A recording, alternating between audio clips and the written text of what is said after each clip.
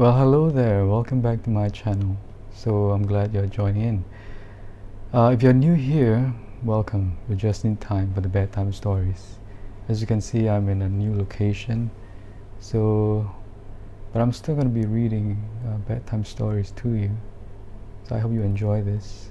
So let's begin. This is this continuation of the first reading of the Two Towers, which I did. So this is a continuation of that. So let's begin. First, we must tend to the fallen, said Legolas. We cannot leave him lying like carrion among these foul orcs. But we must be swift, said Gimli. He would not wish us to linger. We must follow the orcs. If there is hope that any of our company are living prisoners. But we do not know whether the ring-bearer is with them or not, said Aragorn. Are we to abandon him? Must we not seek him first? An evil choice is now before us. Then let us do first what we must do, said Legolas. We have not the time or the tools to bury our comrade fitly, or to raise a mound over him, a cairn we might build. The labor would be hard and long. There are no stones that we could use nearer than the waterside, said Gimli. Then let us lay him in a boat with his weapons, and the weapons of his vanquished foes, said Aragorn. We will send him to the falls of Rauros, and give him to Anduin. The river of Gondor will take care, at least, that no evil creature dishonors his bones. Quickly they searched the bodies of the orcs, gathering their swords and cloven helms and shields into a heap. See, cried Aragorn, here we find tokens. He picked out from the pile of grim weapons 2 knives, leaf-bladed, damasked in gold and red, and searching further, he found also the sheaths, black, set with small red gems. No orc tools these, he said. They were borne by the hobbits. Doubtless the orcs despoiled them, but feared to keep the knives, knowing them for what they are, work of Westerners, wound about with spells for the bane of Mordor. Well, now, if they still live, our friends are weaponless. I will take these things, hoping against hope, to give them back. And I, said Legolas, will take all the arrows that I can find, for my quiver is empty. He searched in the pile and on the ground about, and found not a few that were undamaged and longer in the shaft than such arrows as the orcs were accustomed to use. He looked at them closely, and Aragorn looked on the slain, and he said, Here lie many that are not folk of Mordor. Some are from the north, from the misty mountains, if I know anything of the orcs and their kinds. And here are others strange to me. Their gear is not after the manner of orcs at all. There were 4 goblin soldiers of greater stature, swart, slant-eyed, with thick legs and large hands.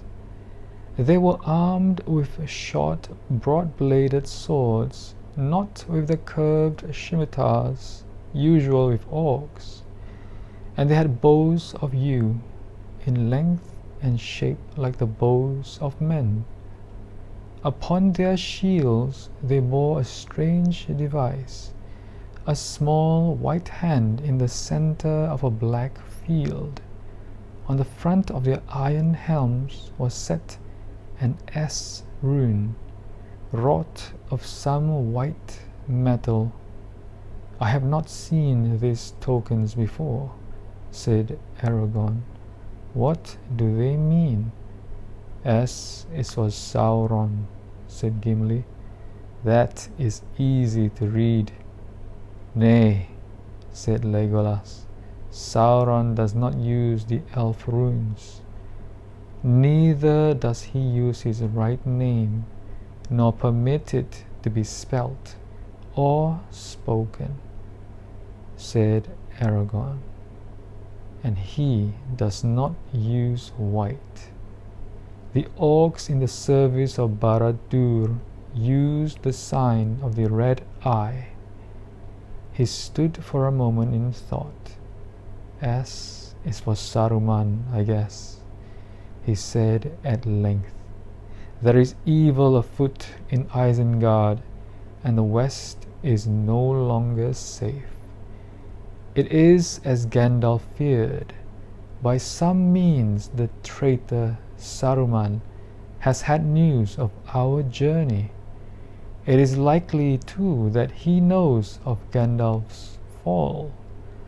Pursuers from Moria may have escaped the vigilance of Lorien, or they may have avoided that land and come to Isengard by other paths. Orcs travel fast, but Saruman has many ways of learning news. Do you remember the birds? Well, we have no time to ponder riddles," said Gimli. "Let us bear Boromir away. But after that we must guess the riddles, if we are to choose our course rightly," answered Aragorn. "Maybe there is no right choice," said Gimli. Taking his axe, the dwarf now cut several branches. These they lashed together with bowstrings, and spread their cloaks upon the frame. Upon this rough bier they carried the body of their companion to the shore, together with such trophies of his last battle as they chose to send forth with him. It was only a short way, yet they found it no easy task, for Boromir was a man both tall and strong. At the water's side Aragorn remained, watching the bier, while Legolas and Gimli hastened back on foot to Parth Galen. It was a mile or more. It was some time before they came back, paddling 2 boats swiftly along the shore. "There is a strange tale to tell," said Legolas. "There are only 2 boats upon the bank. We could find no trace of the other." "Have orcs been there?" asked Aragorn. "We saw no signs of them," answered Gimli. "And orcs would have taken or destroyed all the boats and the baggage as well." "I will look at the ground when we come there," said Aragorn. All right, so that was a continuation of the first reading. I hope you liked that reading, and if you do like it, do give a like to this video, and do consider to subscribe. Also, don't forget to share with anyone you think who might like this kind of reading. It's really late, and yeah, it's time for me to go to bed. So I wish you a very good evening and have a great day, great night. Goodbye.